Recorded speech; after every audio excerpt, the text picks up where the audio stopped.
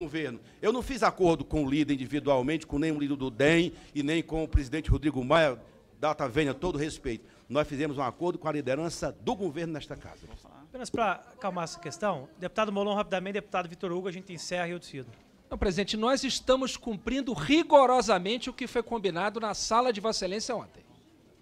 Eu até agora, até este momento, eu não tinha usado a palavra na comissão e poderia ter pedido para orientar pela oposição em cada um dos requerimentos do PSOL e não fiz em respeito à palavra que apresentamos ontem, todos em volta da mesa de Vossa Excelência. E, diga-se a verdade, o PSOL, desde aquele momento, disse que não fazia parte do acordo. Apresentou seus requerimentos, nós estivemos aqui, durou 1h17. Às 11h17, encerrou-se a obstrução feita pelo PSOL. Mas não é porque ela não duraria só 1h17, é porque nenhum dos outros partidos de oposição pediu para fazer uso da palavra para esticar a obstrução. Porque senão não duraria 1h17. Vossa Excelência sabe disso. E nós, em respeito à palavra dada, não atuamos em obstrução. Então, eu estou fazendo a Vossa Excelência um apelo pelo bem do andamento dos trabalhos. Os trabalhos estão indo bem, os parlamentares estão se inscrevendo. Evidentemente que os parlamentares da base do governo, que tinham se inscrito, se não querem fazer uso da palavra, têm todo o direito de decidir assim. Isso não faz parte, evidentemente, de qualquer acordo, obrigar quem é da base do governo a gastar os 10 minutos. Não. O parlamentar da base do governo, que quer dizer, eu apoio a proposta, encerrei minha manifestação, ou retirar o seu nome, é um direito legítimo seu. Nós estamos usando os 10 ou 5 minutos, respeitando também a acordo. Então, nós estamos cumprindo rigorosamente com o que foi tratado. O nosso pedido é que seja cumprido rigorosamente o que foi combinado. Isso significa garantir a fala de todos os inscritos e, do nosso entendimento, significa também encerrar os trabalhos às 10 da noite, porque foi o pedido que nós fizemos à liderança do governo, como contrapartida do acordo de não usar os 15 minutos. Então, eu peço a Vossa Excelência e aos demais colegas que, em respeito à nossa palavra, a confiança recíproca que temos uns nos outros, que mantenhamos os termos do acordo proposto. Às 10 horas da noite, os membros todos pedirão a Vossa Excelência que encerre os trabalhos. Será um pedido de todos nós, em homenagem ao acordo feito por nós. O acordo se dá nesses termos. Foi isso que foi combinado, que todos falariam por 10 ou 5 minutos e que, portanto, funcionaríamos hoje de 10 da manhã às 10 da noite, não entraríamos na madrugada. Nós entendemos que a nossa parte foi cumprida e quem obstruiu ontem avisou que obstruiria, disse isso claramente. O PSOL não fazia parte do acordo. Presidente. O presidente disse que chancelaria os acordos. Todos sabemos disso. Então, presidente, é um apelo que Vossa Excelência, todos nós reconhecemos o esforço de Vossa Excelência para garantir um andamento mais equilibrado dos trabalhos. Vossa Excelência tem merecido o respeito de todos nós por essa conduta, tanto do governo quanto da oposição. Isso é unânime. E para o bem do andamento dos trabalhos, como Vossa Excelência disse também, a CCJ não termina com essa votação. Vossa Excelência terá um ano aqui e saberá contar com o nosso respeito. Nós pedimos que Vossa Excelência e a liderança do governo mantenham o que foi acordado, 10 minutos e 5, 22 horas se encerra, recomeça-se amanhã até se exaurir a lista dos inscritos. É o apelo que eu faço a Vossa Excelência, presidente. Obrigado. Deputado Vitor Hugo, para acabar essa discussão. Presidente, só... Essa sim vai trazer justiça para o nosso país. Obrigado, presidente. Presidente. Obrigada, deputado. Presidente. Sim, deputado Molon, tempo de liderança. Muito obrigado, com presidente. A palavra. Eu peço a Vossa Excelência que se some ao tempo de liderança o tempo da minha inscrição, conforme acordo de procedimentos aqui da comissão. Referido. Senhora presidente, senhoras e senhores parlamentares. Molon, tempo de liderança. Muito obrigado, com presidente. A palavra. Eu peço a Vossa Excelência que se some ao tempo de liderança o tempo da minha inscrição, conforme acordo de procedimentos aqui da comissão. Referido. Senhora presidente, senhoras e senhores parlamentares, qual é o papel desta comissão no que diz respeito à PEC 06 de 2019, a PEC da reforma da Previdência? Bem, essa comissão é a Comissão de Constituição, Justiça e Cidadania da Câmara dos Deputados. Qual é o papel dessa comissão?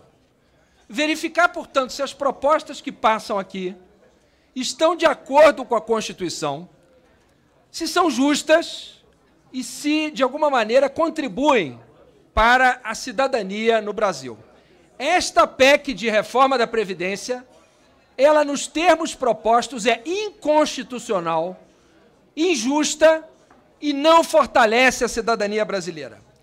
Será que essa comissão vai votar na semana que vem, exercendo o papel de mera carimbadora de uma proposta? Será que essa comissão vai apenas dizer sim, senhor, ao presidente da República? Ou será que esta comissão vai cumprir o dever de analisar a constitucionalidade, a justiça e a contribuição dessa proposta à cidadania? De certo, a primeira coisa a se fazer aqui seria a comissão dizer ao governo, deputado Renildo, que não apreciará essa proposta enquanto os números que a embasam não forem tornados públicos. Não há nenhuma memória de cálculo.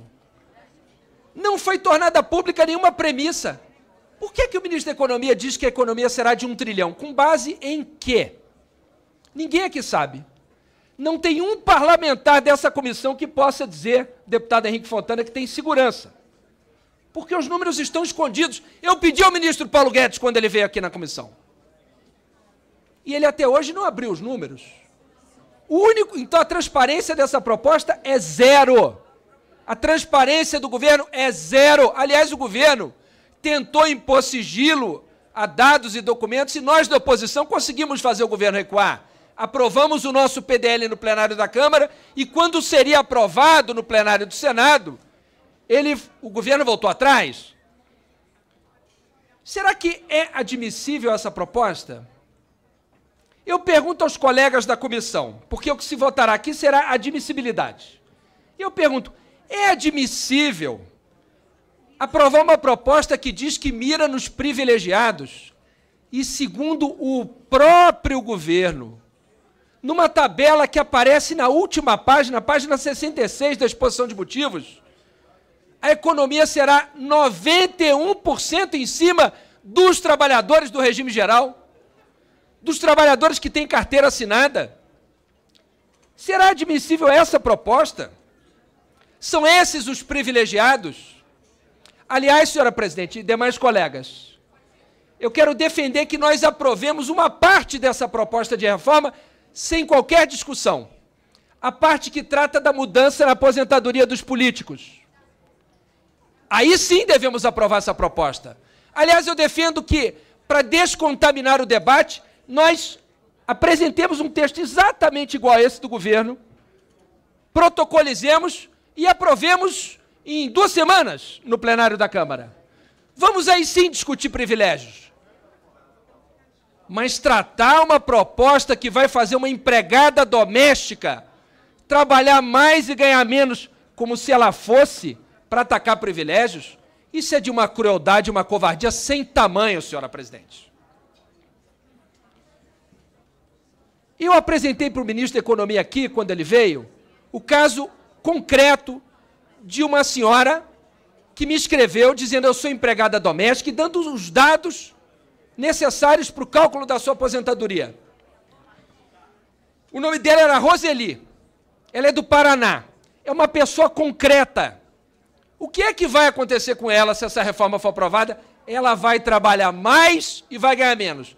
Essa é a proposta do governo Bolsonaro para enfrentar os privilégios. Tirar do povo mais pobre e mais sofrido. Uma proposta que retira o piso, deputado professor Luiz Flávio Gomes, o piso de um salário mínimo de pensões por morte. O piso de um salário mínimo de pensões por morte. Essa é a reforma da Previdência de Bolsonaro. Vai fazer com que as pessoas não tenham nem a garantia de um salário mínimo. Que reduz o benefício de prestação continuada, que é pago para pessoas em situação de miséria. Vai reduzir de R$1.000 para R$400. Será, deputado Tadeu Alencar, líder da bancada do PSB, será que é constitucional essa proposta? Uma proposta que atinge o núcleo mais básico do princípio da dignidade da pessoa humana, que é o mínimo existencial? Será que a CCJ vai dizer que é constitucional retirar ou diminuir o dinheiro de miseráveis de R$ 1.000 para 400. É isso que essa comissão vai fazer? Vai dizer que isso é constitucional, professor Luiz Flávio? Não, não é constitucional. Essa proposta é inteiramente inconstitucional nesses pontos. Ela viola o princípio da vedação do retrocesso. Ela retira, por exemplo, a garantia de reposição da inflação de aposentadorias e pensões. Alguns estão dizendo, não, quem já está aposentado não vai sofrer nada. Mentira! Mentira, porque ao retirar a garantia da reposição da inflação, as pessoas não vão ter mais o mesmo valor de compra, mesmo de quem já está aposentado. É mentira! É um governo que não trabalha com a verdade, que não joga limpo nesse debate. Viola o princípio da razoabilidade, deputado Afonso Mota. Porque se é necessário pedir um sacrifício de todos, e quero dizer que nós do PSB não somos contra qualquer reforma da Previdência. Nós entendemos que é necessário fazer ajustes, sim. Algumas mudanças são importantes. É preciso tornar o sistema mais justo, correto, mas não com essa proposta. Essa proposta torna o sistema mais injusto. Não é razoável exigir de uma pessoa, uma servidora pública, para quem faltam 9 meses para se aposentar, exigir que essa pessoa trabalhe mais 11 anos. Isso não é razoável. Bom, é razoável pedir a um servidor público mais um sacrifício? Eu acho que sim. Mais uma vez. Mas eu acho que sim. Agora, tem que ser um sacrifício razoável. Você não pode aumentar o tempo, a expectativa que a pessoa tinha de trabalhar mais 9 meses para 11 anos e dizer que isso é justo. E isso não é justo. Pode ser aqui, pode ser em qualquer país do mundo, isso não existe. Não se faz isso com um servidor que acreditou na palavra do poder público, que organizou a sua vida em função de uma promessa do poder público. Não é razoável. Não é razoável no regime geral tratar uma pessoa para quem faltam pouco mais de 2 anos para se aposentar sem regra de transição. Porque a regra de transição do regime geral existe para quem tem menos de 2 anos para se aposentar. Quem tem mais de 2 anos, com essa proposta, está perdido. Regime geral, carteira assinada, não é servidor. Isso não é razoável. Então essa comissão tem obrigação, em homenagem e respeito aos princípios constitucionais da vedação do retrocesso, da dignidade da pessoa humana, da razoabilidade, alterar essa proposta. Agora, a injustiça das injustiças é o sistema de capitalização. E nós, da oposição, vamos fazer o máximo esforço possível para retirar isso da proposta aqui na CCJ. Porque o regime de capitalização, para quem não sabe, eu vou procurar explicar com um exemplo simples.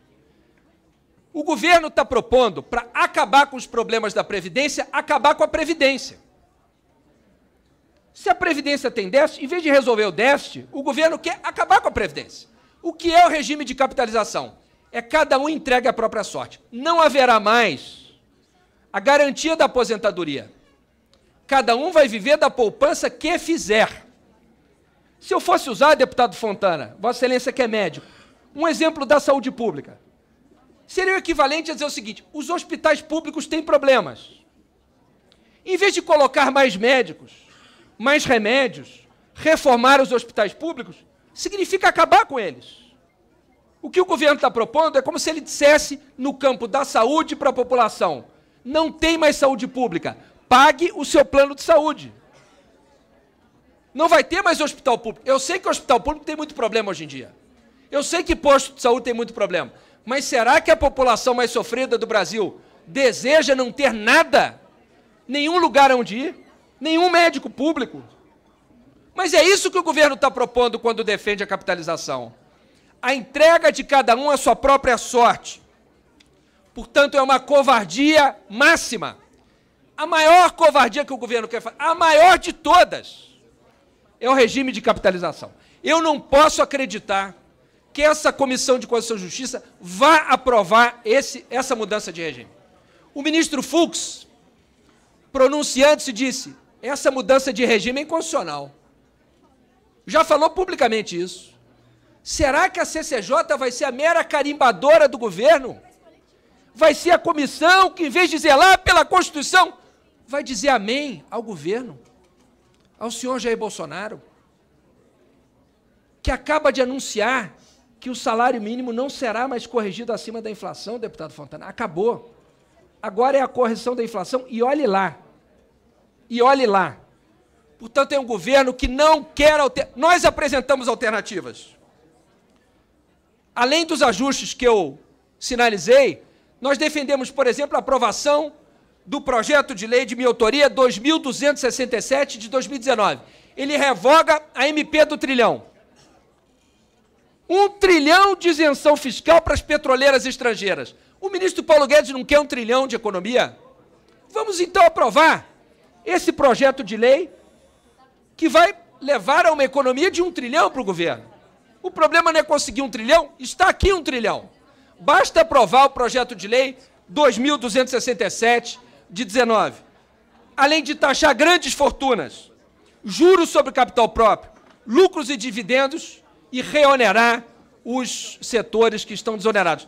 Para concluir, presidente, peço só mais um minutinho, Vossa Excelência, para concluir. Eu quero fazer um apelo aos colegas da comissão. Independente... Para concluir, deputado. Obrigado, presidente. Independente da posição sobre a reforma, é fundamental e reonerar os setores que estão desonerados. Para concluir, presidente, peço só mais um minutinho, Vossa Excelência, para concluir. Eu quero fazer um apelo aos colegas da comissão. Independente... Para concluir, deputado. Obrigado, presidente. Independente da posição sobre a reforma, é fundamental retirar dela aquilo que é flagrantemente inconstitucional. A retirada do BPC, as regras irrazoáveis de transição e, em especial, tirar o regime de capitalização que fere de morte a Previdência brasileira. Muito obrigado, presidente. Deputada Adriana Ventura. Deputado Vinícius Poit. Senhor presidente, só para... Não aceitou. Presidente, Senhor presidente, o que eu gostaria de entender... Atuado por todos. Eu não vou constar todos os líderes, apenas alguns dissentos que estiveram presentes naquele acordo. Deputado Molon, você é presente, eu lembro bem? Eu estava presente na reunião de ontem e eu vou explicar a razão da confusão de Vossa Excelência. Vossa Excelência não age de má fé, mas Vossa Excelência está misturando a conversa da semana passada sobre o procedimento nesta comissão e está confundindo com o acordo feito ontem na sala de Vossa Excelência. De fato, na semana passada, havia sido falado que haveria um número máximo de inscritos não membros de um lado e de outro. Desta reunião da semana passada, eu não participei.